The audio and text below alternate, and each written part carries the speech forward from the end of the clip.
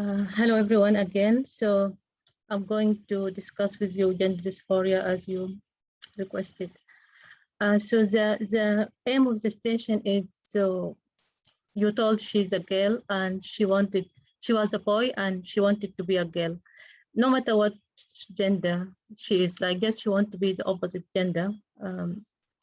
What the aim of the station is to find out, is it gender dysphoria or is it just transient feeling?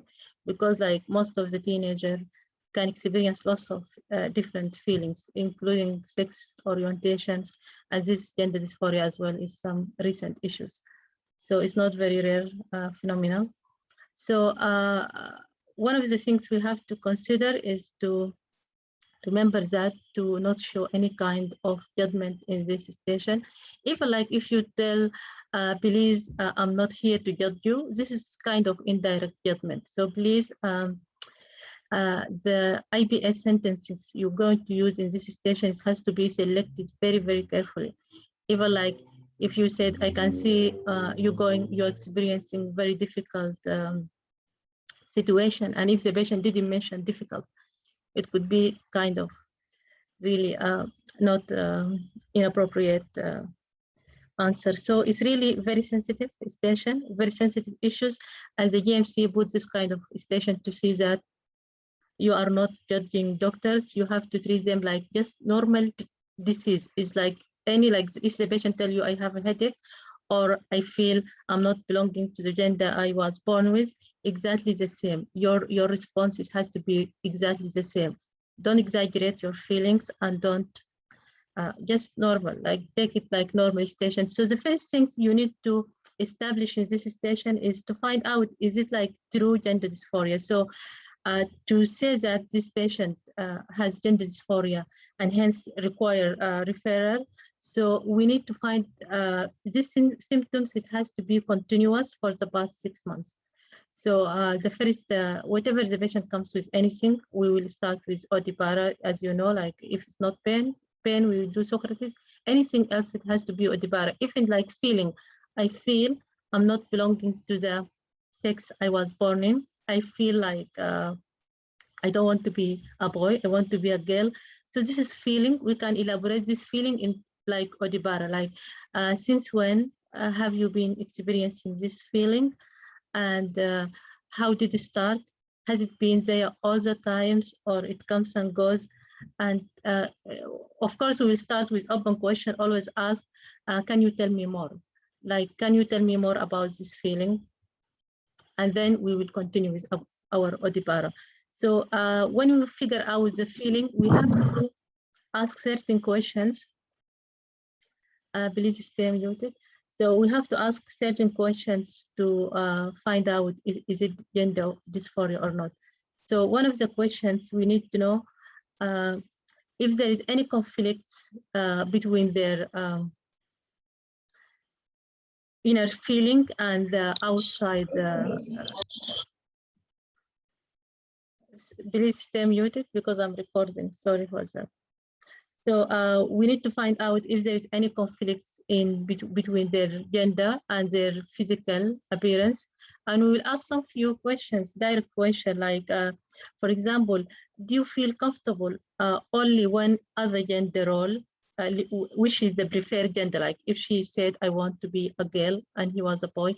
So when you play females roles, how do you feel? Just also start with open question, like, how do you feel? And we are expecting them to feel like comfortable if they have gender dysphoria. So they have to be comfortable when they play the other gender roles. And for example, wearing makeups if she wants to be female, and playing female games. This is just a few examples, you can name a lot. And also, another question we may ask, do you feel a strong desire to hide or get rid of your physical appearance? So like, as you know, like male and female, what makes us difference?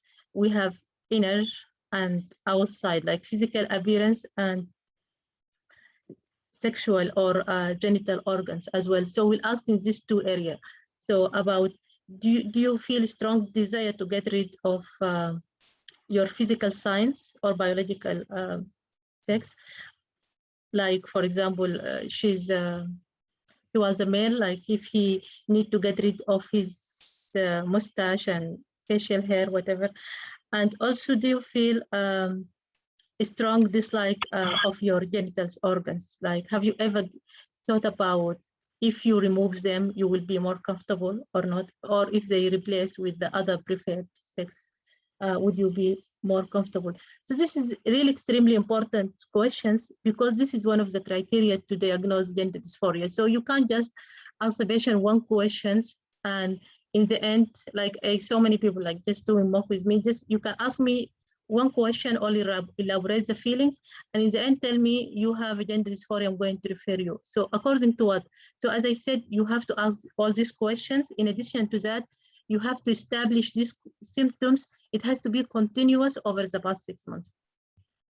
Otherwise, we can't call it gender dysphoria. We can give, if he said the time period of his feelings or his symptoms less than 6 months, we can give them sometimes to think about it, and we can refer them just for CBT to help them to make up their mind. But if the symptoms being disabling to them and being continuous over the past 6 months, in this case, we can say this is gender dysphoria. And yeah, mentioning about disabling to them, so it's really important in any Plab 2 station, if any patient has any symptoms, just ask how these symptoms affected your life. And in this gender dysphoria, so their feelings and whatever they are experiencing is going to be disabling for them. It can cause them depression, it can cause them anxiety, it can cause them loss of conflict inside them. So we will ask these questions. It's really important. And also we're going to ask about the mood, and we're going to elaborate the mood, like ask all mood questions, like can you please score your mood?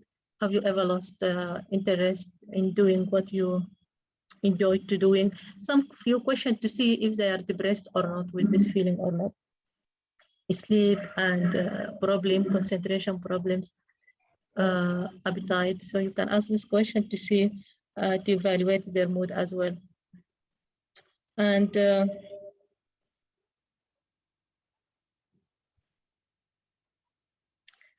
regarding, so as I said, you can also ask personal history is really very important, because for example, those people with gender dysphoria, they're going to be started on hormonal treatment.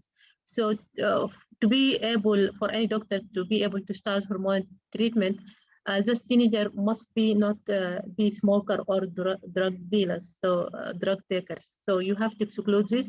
And if there is anything positive in the personal histories, you have to counsel them. You have to tell them this is a really crucial step in the management. So you cannot go further in your management regarding changing your sex unless you stop smoking or stop taking drugs if they are. So this is really important to address in our station as well. And yes, we will ask all past medical history, or what you call maftosa, what you can call it anything. So are you taking any medication, any allergies, any past medical history of any family, any medical condition, sorry, any medication, any allergy, any family history with any disease at all, and social history as well, like just who with you, live with you at home, and the relation with parents, because one of the areas as well in gender dysphoria, you have to make sure they will have the support they want to. And one of the areas you're going to discuss with them in the management, there could be lots of social issues, so they will need lots of support, psychological support, and also their parents, they're going to be offered psychological support. And so your treatment, you go in, if you establish that they have gender dysphoria, like as I mentioned, you ask them the symptoms I mentioned in the beginning of the talk, and it being continuous and disabling to their life, you can offer them a referral to the gender dysphoria clinic and tell them you're going to be treated with multidisciplinary teams like involve psychiatrists and endocrinologist and surgeon and more than that.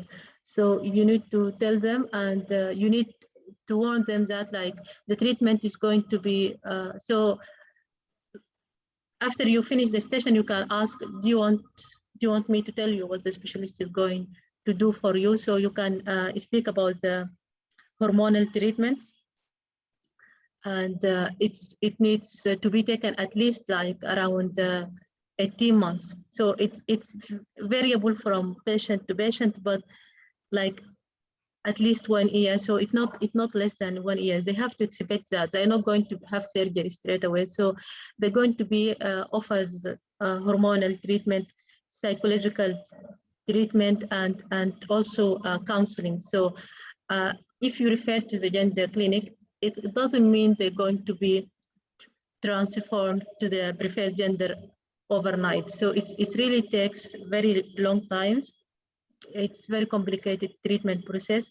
And also gender dysphoria, they have psychiatrists, they have to make sure those, for example, teenagers, they're very certain about their feelings. This is something they will establish in the clinic, and also they will establish that after they start hormonal treatment, they like the new gender they are in. So the preferred gender, for example, if she said, I want to be a female, so they will make sure she enjoying being a female. So this is all about it, I guess. If you have any questions, please ask me. You can write in the chat, please. Thank you so much, doctor. So it is recorded and many people going to hear it because I'm going to share it in the group. So if you don't want to share your voice, you can write the chat. If you want to, if you don't mind to speak, is absolutely fine. It's fine. okay. No problem. That's not an issue. Thank you so much. Yeah. So any question? No. So the management is basically referral to the gender dysphoria clinic, right? Yeah, and you need just to tell them like you are the GP, so I'm going to follow up on your medication. So the treatment is going to be, as I mentioned, you have to explain the psychological support to him and to the family, and also about the treatment, hormonal treatment. So we tell him there is lots of side effect to this treatment, so it needs a lot of commitment from your side. So I will be follow up on you, and you have to come to the clinic regularly to check if there is any side effect from the medication you are taking, and how are you coping on, is that all right by you, and yeah, this kind of things. Okay. Thank you, doctor. You are welcome, very welcome. Any questions? No, thank you. You are welcome.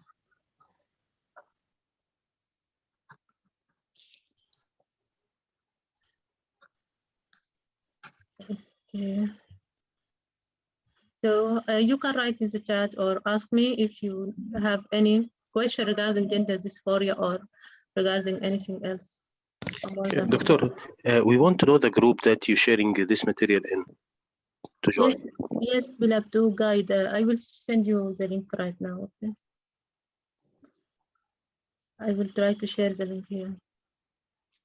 Or someone share it on behalf of me. So I keep sharing in the groups.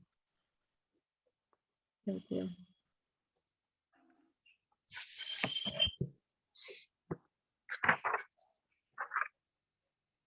So someone asking if age is 16.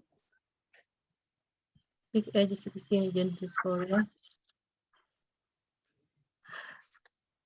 I don't know. I don't really understand this question. If age is 16 in gender dysphoria, so age, so it's common. It's most common in teenager, but even adult can come with gender dysphoria. Yeah, so it's just common in teenagers, but it can come at any age group. It's not necessarily, and there is different treatment if you are adult or you are teenagers.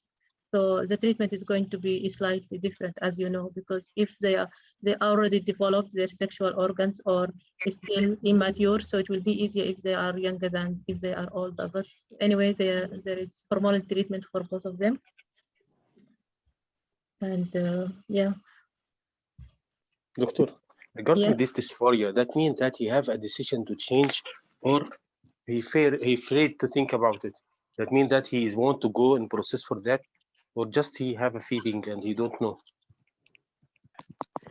Yes, so this is, thank you so much. This is very good point. So we need to ask him, like in the exam. So we should never assume. Like we need to find out if they are certain about their feelings or not. And if, for example, if he told you, I'm not sure, doctor, yet. So in this case, we are not going to refer to the gender clinic. We will just offer him CPT and tell him, take your time. It's very natural, and I'm here to support you throughout this journey. And if you have any concern, please contact me at any time. So just show them support. But it's, yes, we need to establish if they are sure or not sure about their feelings. But you don't need to be obsessed about like there is no cut point to refer. As I told you, it's just about confirming that this symptoms is for 6 months and it's been there and disabling them. Even if you referred a patient that who's not having gender dysphoria or not yet 100% sure, in the gender dysphoria clinic, they will deal with them. They will offer them kind of counseling and psychiatric support. They will not go into the treatment straight away. So you are as a GP, you have to confirm that their feeling and to support them. If they are not sure, you can give them a chance. Just is it okay to take your time and come back to me again? And it's really important to ask about their mood, because if it affected their mood anyway, so they need to be offered psychiatric support. And also you can refer them. In the gender clinic, they are more specialized and they will tell them all the aspects. So sometimes they are not sure just because they are scared about the society, about the judgment they will going to face, about their parents perhaps. So it's really important just to elaborate in depth. Don't rush, don't panic about the time. I know most of us like obsess about this 8 minutes is not enough for anything. But as far as you're doing everything in the right way, like you addressing patient concern in depth and you are not rushing, they will never fail you. So we don't need to get it 12 in the station, but we need to pass all the station. And this is something extremely possible if you are just behaving as a doctor, following what has to be done, not just thinking about time management. And I have to cut this sentence. Like I saw some people like just even they think how they could shorten the sentence to save some minutes. No, it doesn't work like this. You have to just show them you are just genuine doctors. You are really very good doctors. You concern about this patient. You need to make sure things from the patient side, like you don't have anything in your head. You don't have any script in your head. You need to find out what in this patient head and take it from there. If they are not sure, just tell them, take your time. I can give you another appointment to discuss it again. You see how you get there. So it's really, yeah. And regarding in management, if he is not sure and just have a feeling, we can told him about the others groups like this LGBT groups and all these groups he can take idea about, or it is will make him confuse more, and better that not offer all this now.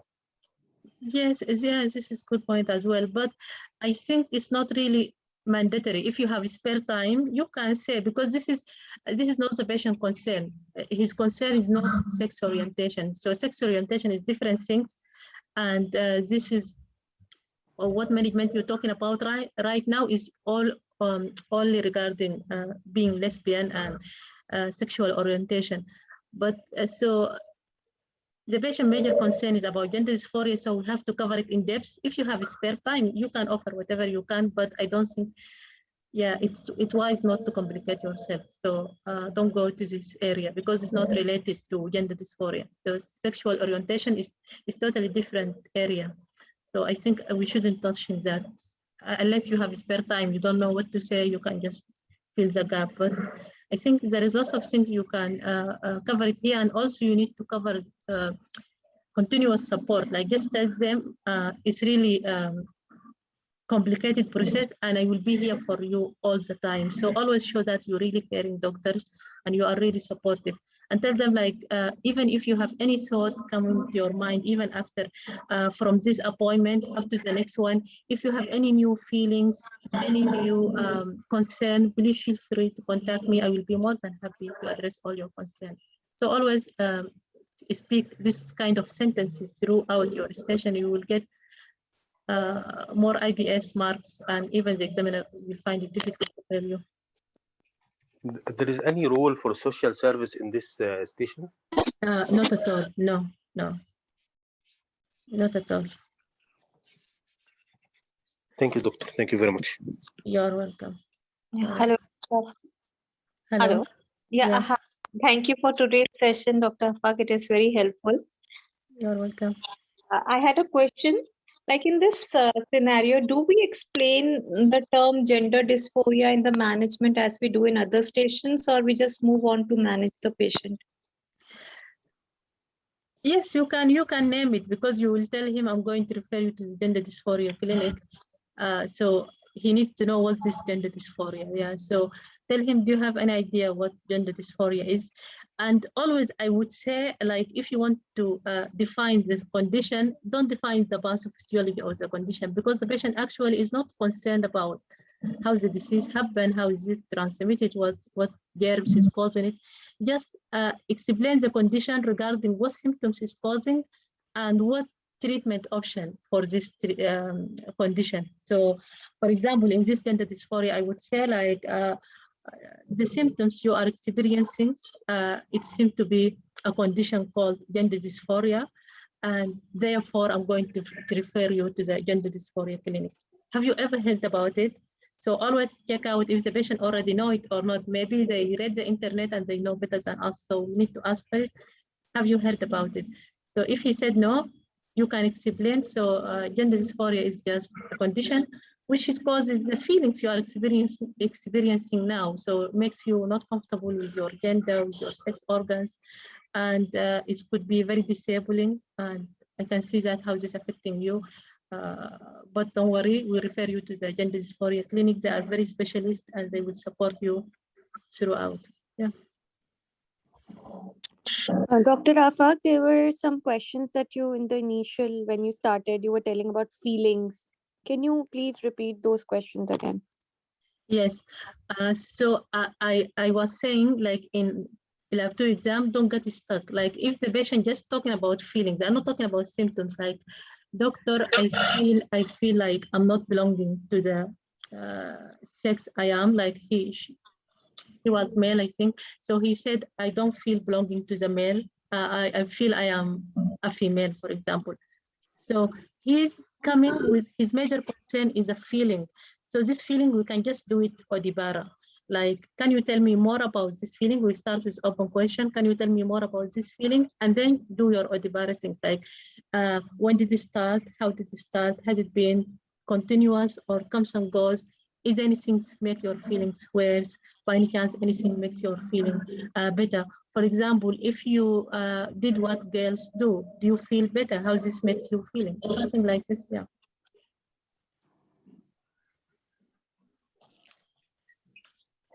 Did I answer your question? Yeah, So you make it clear. Yes, yes, Okay. thank you. So doctor, if it's only feeling, even then we can call it, like if she's only feeling that she's not comfortable in her gender, even then we can, you know, we can say that it's dysphoria. I mean, then we can refer her to the clinic if she's just having a feeling. Yes, but as I was saying in the beginning, this feeling, it has to be like they feel that there is certain conflict between their identity and biological sex. They also don't feel comfortable with their sex organs, with their physical appearance, and they also to assess the severity. So they will tell you we feel we need to get rid of them. Like if it's severe, so they need to get rid of their organs. And this at this point, if they don't like, they want to be 100%, they want to be female and they want to get rid of all the sex organs they having. So now you can be certain that this is gender dysphoria and you can refer comfortably to the gender dysphoria clinic. However, I said, even having said that, like even if you are not certain it's gender dysphoria. If you referred, you are not going to be penalized in your exam, like you referred to the gender dysphoria clinic, because in the gender dysphoria clinic, they have their team. They will never start treatment if they make sure those people are certain. And this is, they will establish the diagnosis. It is gender dysphoria. They will ask the questions that we didn't ask. But to get better marks, you have to ask this kind of questions. And the time period for these symptoms, it has to be a minimum of 6 months and has to be disabling to their life or functioning. Okay. Okay.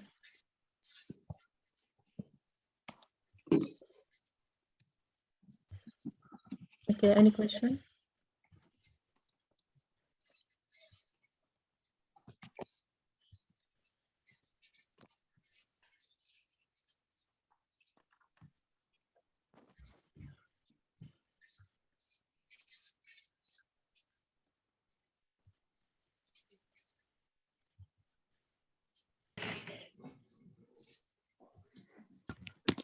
Doctor, it is not related to stations. It is in general.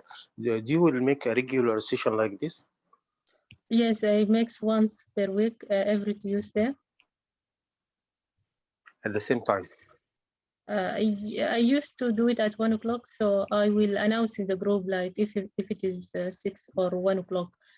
Like there is conflict, so I'm trying to make everyone happy. Sometimes I make it in the morning, sometimes in the evening, because people live in different Zoom all over the world. So that's why I'm trying to please everyone, but it's really hard. For me, I can't do it anytime, no problem.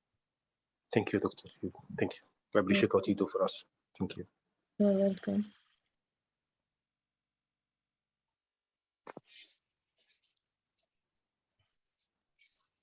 Any question, please?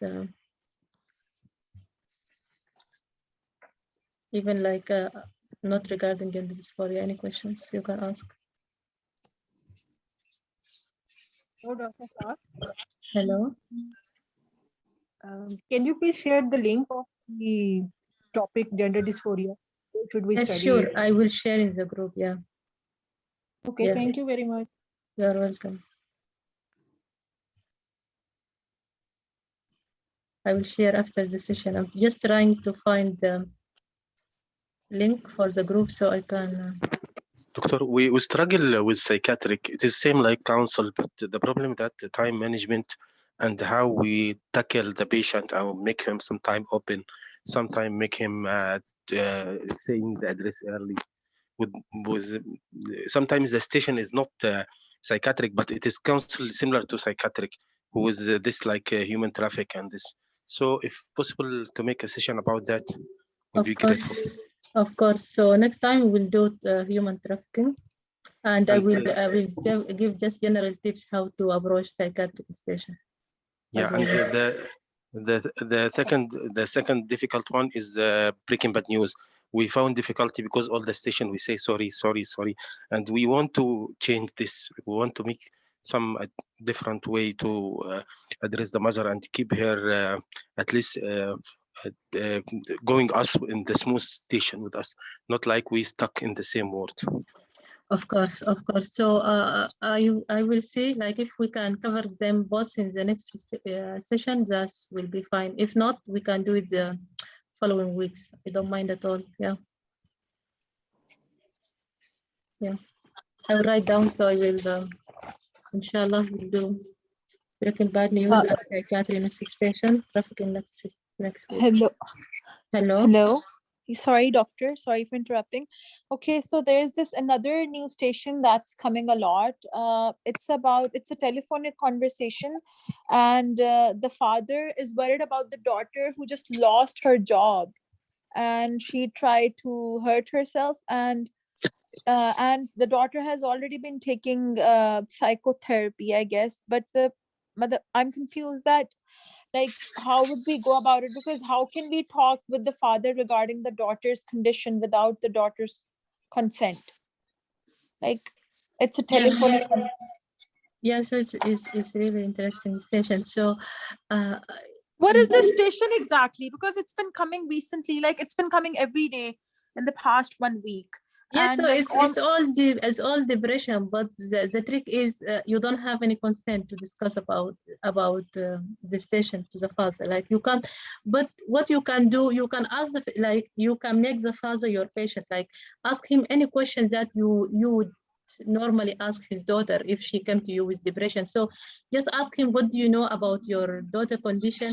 Like ask all depression symptoms and even like suicidal risk and even hallucination. You can ask everything.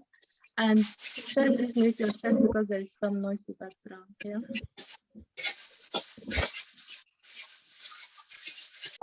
Hello, Dr. Afag. Hello. Hello. Hello. Yeah. Hello, Dr. Afag. This is a very general doubt, not related to the station per se. I just cleared my Plab 1 a couple of months back, and I'm very new to this whole Plab 2 preparation. So could you just guide me as to how I should start off preparing for Plab 2? Because I've been sitting through a few of these sessions, and frankly speaking, I feel a bit lost. I want to start reading how to start preparing for Plab 2 in general, please. Of course, yeah. Let me just finish the previous questions. I will get to your answer. Yes, please. Thank you so much. You're welcome. Okay, so as I was telling you, so just we don't have any consent to talk to the father about his daughter, but we can take from his head whatever he can tell us about his daughters. Like if she lives with him at the home, he will notice if she has any strange behavior, any her appetite, her sleep. This is something very obvious. The father can tell you about it. And if she ever tells him that she's hearing any voices that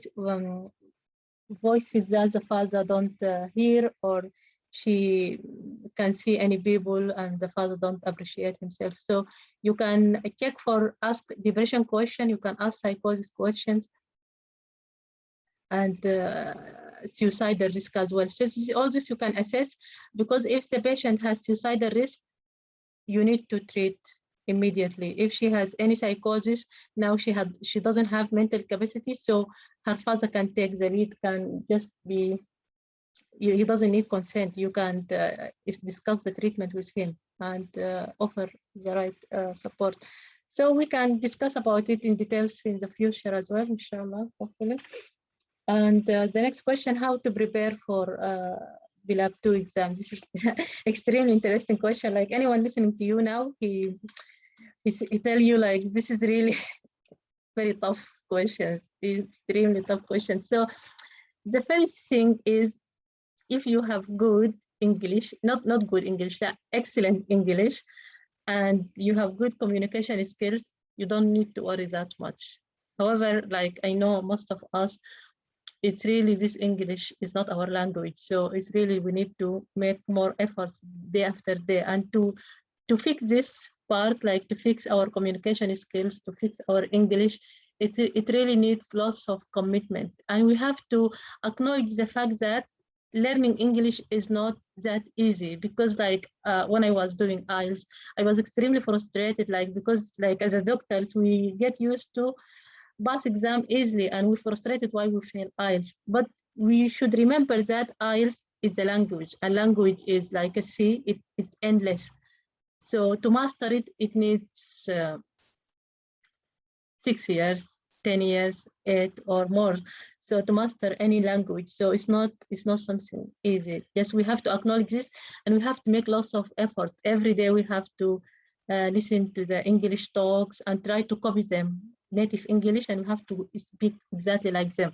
And when you try to copy English people talking, don't think about the spelling, because the spelling will ruin the pronunciation. This is what I used to do. I have very bad pronunciation. You can notice that. So just learn the language like a baby. So the baby, when they hear the word, they just say it exactly the same, because they don't know how this word is written. But because we know how this word is written, we're trying to make our own pronunciation. So it really makes us has a trouble pronunciation. So I think this is one of the big issue for Plab 2, to master your communication skills, your English, and don't underestimate this area, because I know many people like who did mock with me, they were excellent in communication skills, but don't have good, I would not say good, they have some deficiency in the management part specifically. So, but they got like 10 and over in their Plab 2 marking because of these communication skills.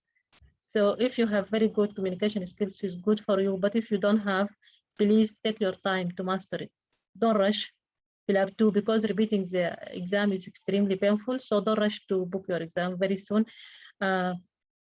Practice, there is around 360 stations, or some of them repetition, slightly different concern, but at least you have to cover 300 stations and practice it with someone.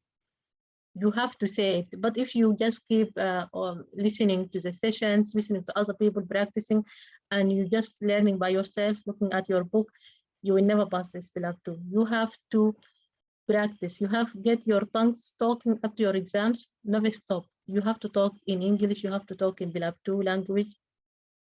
Keep talking, keep practicing with someone. This will also makes you pass easily as well. And according to the medical knowledge, I would always suggest to go to the NICE CKS guidelines. So don't just rely on the script, because this script is just meant for certain patients coming with exact concern with certain severity of symptoms. It cannot apply for all patients. Like even if they come with the same disease, it can't apply for them, because in this country it's really important to address patient concern rather than to treat the disease per se. Like just please develop yourself as a doctor, not just for exam. And reading NICE CKS guideline, it will not take a long time. If you don't want to go into depth or your exam is very close, just read the summary.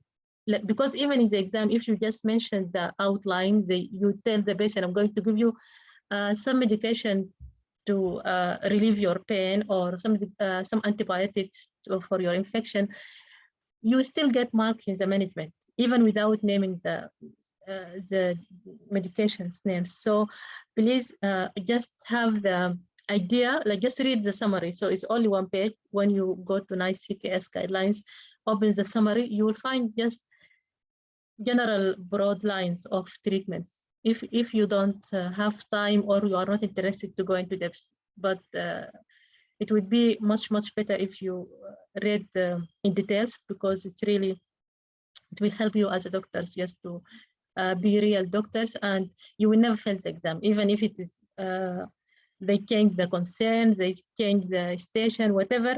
There is no chance to fail, because you think like a doctor. You don't just follow any certain script, because even the GMC examiners, they know the script by heart more than you, because they got irritated like every day 50 candidates telling them the same script every day, and this is same examiners for months and for years, perhaps, we don't know.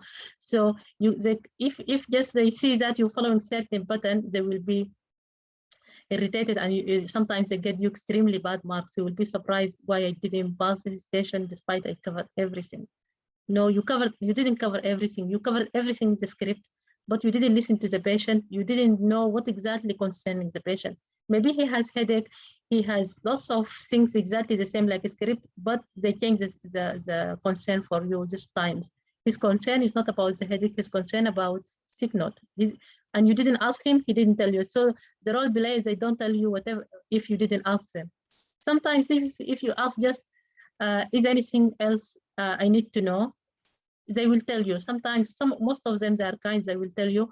But if you didn't ask at all, like if you didn't ask about anything else, you didn't specify anything, they will never tell you. They will go to their home with some concerns, and you also go to your home with some failure marks. So please be aware of this point. It's really extremely important to get yourself out of the script.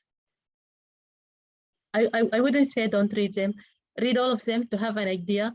But when you want to think about the disease, think about it from the guidelines. If this is my real life, my real patient in the real life, how would I approach them? And you all doctors and you all studies lots of years, minimum of 5, if not more. So please just give it 3 months of continue your studying in this medicine. don't rely in just few lines in the script. It will not make you there, and it's very risky. So you will not grant your you passing the exams. Okay. Thank you. Thank you so much for your guidance. You are very welcome. You are very welcome. Any more questions?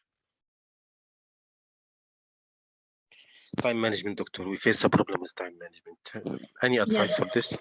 Yes. So as I told you, it's not if you didn't. If you was approaching the station extremely good, even if you didn't, you just started in the management and you didn't cover it, they will still give you good mark. Like just tell you about myself. In my exam, I didn't ask any personal history in all the exam. Never ever, like all the 16 station, I didn't ask personal history to be able to manage my time. Okay, and one of the station, it was extremely like relevant to ask about personal history. This is the rubella station patient. So she was taking drugs, and even her eyes was red. So I should have noticed that something wrong with this lady, but I couldn't guess in the exam, and I didn't ask personal history, and I get 8 in the station, and the pass mark is 5 something. So it's not about just to cover everything. It's about just to approach the patient nicely and do your best to be true doctors. And because the GMC examiners, as I said, we already assessed your knowledge in the Plab 1. So now we need to see your communication skills.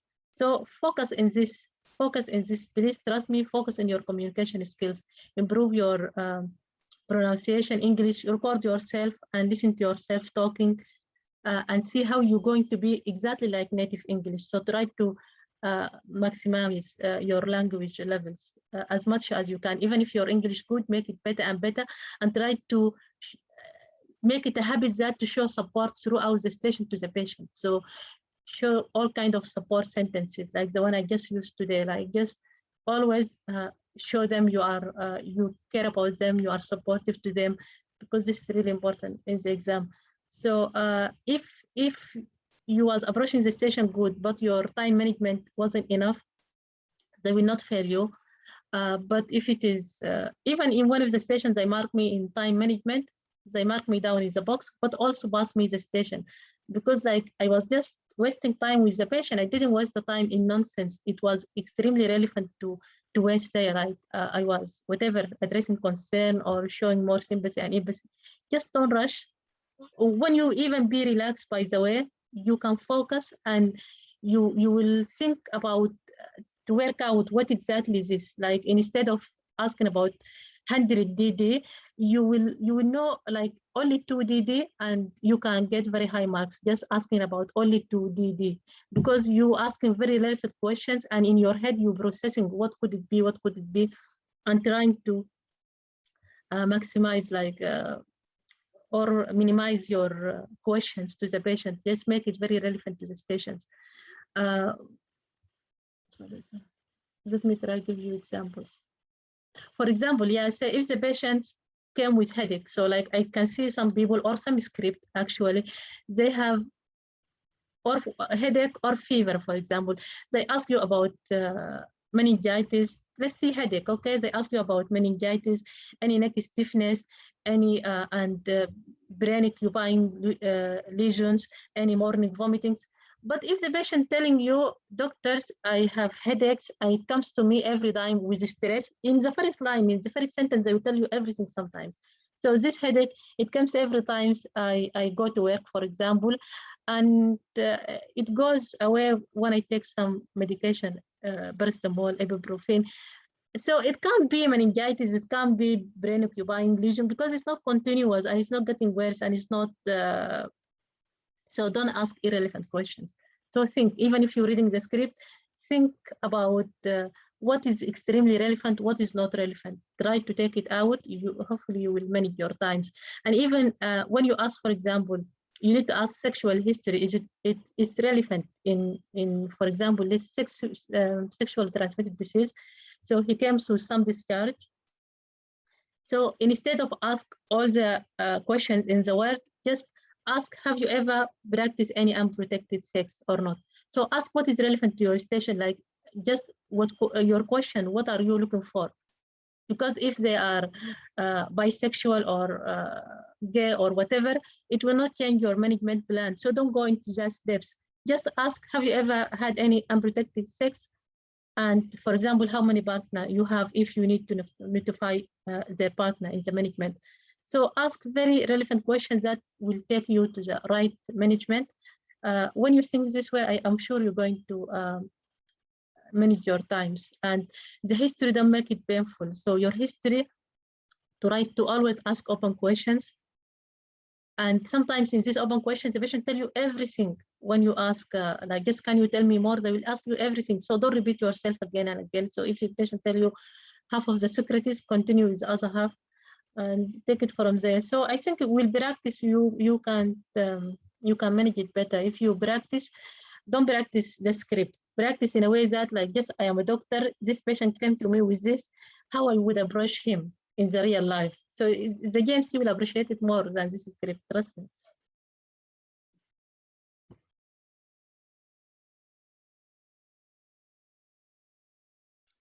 Any more questions?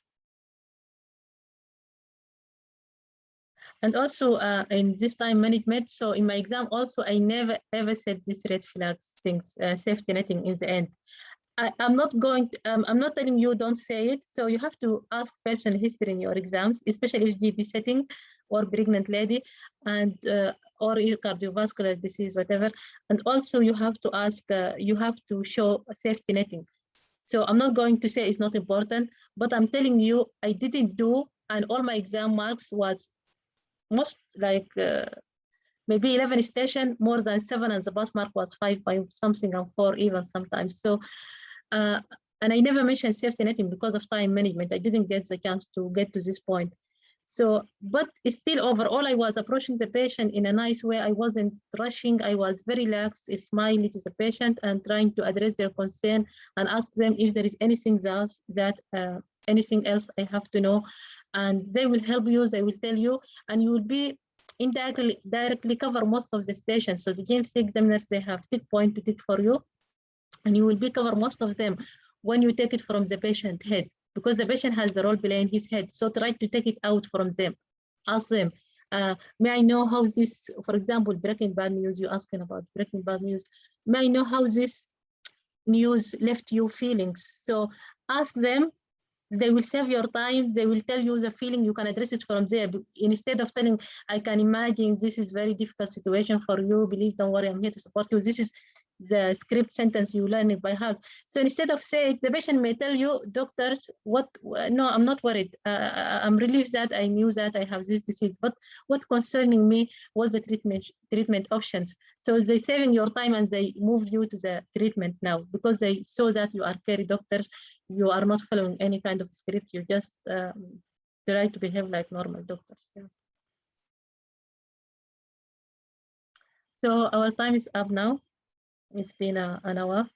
And thank you so much for joining me today. And next week, we're going to do human trafficking and trying to address just general tips about psychiatry, how to approach. If we have spare time, we can think about something else as well. So you're asking the cast about the group link, but unfortunately, I'm trying to share it. If someone better than me, you can share it quickly because my computer is touch. So I touch here, this page closed for me. I open the WhatsApp. It's a bit complicated.